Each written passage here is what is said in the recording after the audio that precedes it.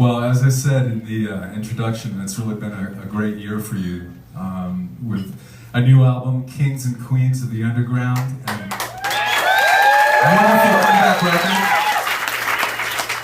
and a great book, Dancing with Myself, that made the New York Times bestseller list.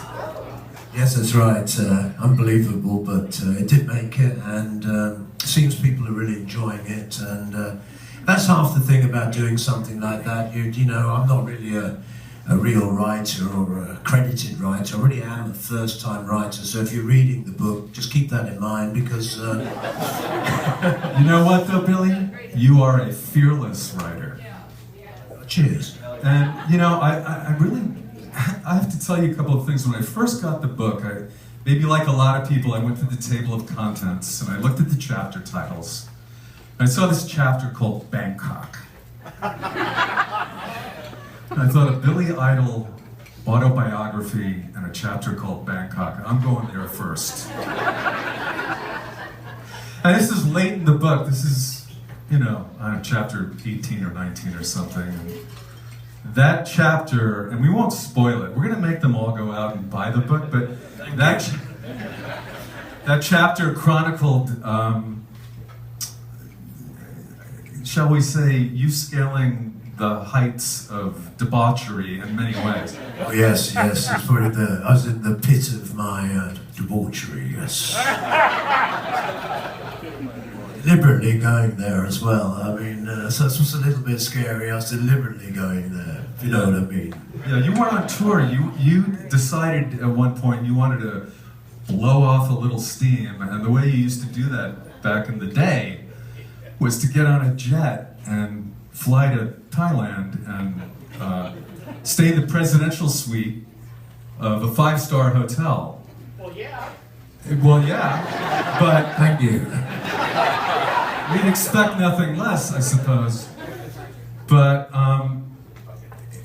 again, I won't give away too much. Let's just say the way that chapter ends is you were removed by government officials. It was actually the Thai army. The Thai army was sent to...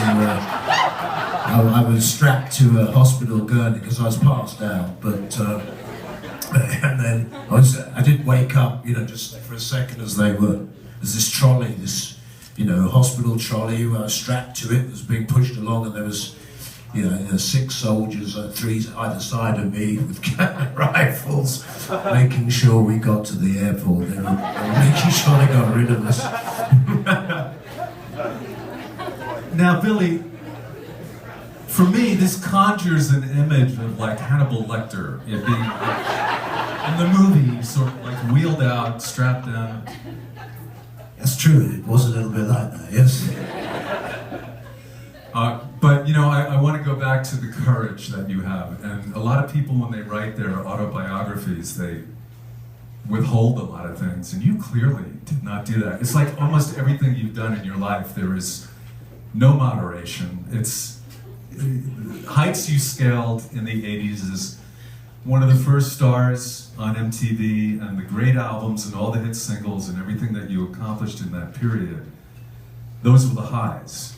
But there were some lows as well, and it seems like when you wrote this book, you had no qualms about revealing all of these things. Well, it's just, you know, I've read a lot of other rock and roll books, of course, memoirs in general, you know, even back to, say, Woody Guthrie and people like that, just to see how did they come, you know, how did they do their memoir? And I did notice that, especially with groups, when there's people in bands, they can't help it, they're like brothers, you know, they can't help but, say, hold on to the sort of bad feelings they have and sort of point the finger. And well, I thought I understand that, but of course, you know, I've got other compadres, musical compadres and stuff, but in lots of ways, I thought, you know, that's a little bit of a failing of those books. I thought that, you know, really, you have to be able to own the good things you did, and you have to be able to look at your life and quantify the bad things as well, and you know, just as much to sort of enjoy the successes in the book. You've got to stand there and own disasters as well, if you caused them, and a lot of it was down to me, and I felt that would help to make the book a bit very honest.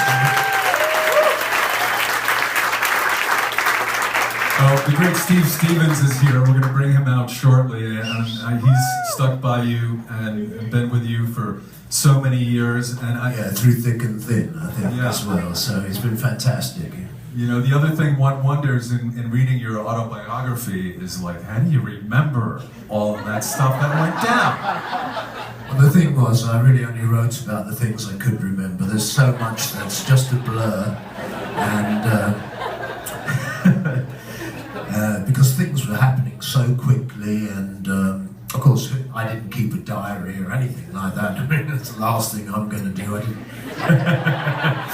You know, we were very much living for the moment and enjoying that moment and just sort of luxuriating in it, and the last thing you ever thought about was, you know, 40 or 50 years later. We were very much living for the moment, and so when it came to writing this book, of course, I really had to rely a lot on my memory, and so I really had to rely on the things that I could remember, and just, well, you know, I just had to forget about the things that I can't remember. Now, some of them I'm obviously not remembering for a reason, but I did try to go there and remember things like, me going to Bangkok and exactly what happened there. It was the best and the worst of times all in one go. I mean, that's kind of what was happening in my life. Some people have said, you know, the book does kind of, it seems as if I'm going through a kind of a revolving door a little bit in the 80s with drugs and things, but that is the nature of drugs. So if you're reading the book and you're thinking, well, he's getting repetitive, well, that's the nature of the drug addict. And so a lot of people are going, well, he's getting repetitive, he's doing the same things, but that's because that's what I'm talking about. So anyway, I hope that's the point. I hope you see it like that. That was what was going on back then. I was very much caught up in drug addiction, and but at the same time, it was very much par for the course back then. You know, and so you kind of were living this crazy life that you dreamt about. Really, it was a bit of a dream.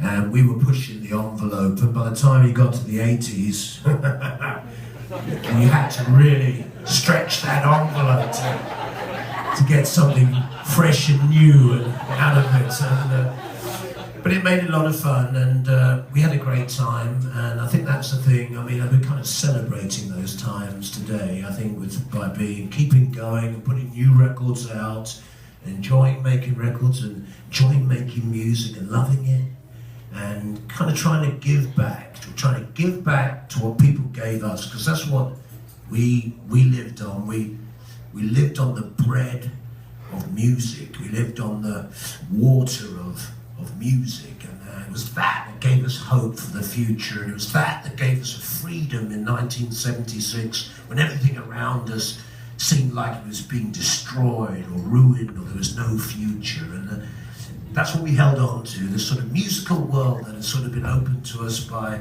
Elvis Presley or Little Richard in the 50s, and then the Beatles and all the American Doors and all the American bands in the 60s, and there we were in the 70s going, they've done it all. What do we do? Tell you what we do. We change the playing field and we drag them down to our level. And Generation X is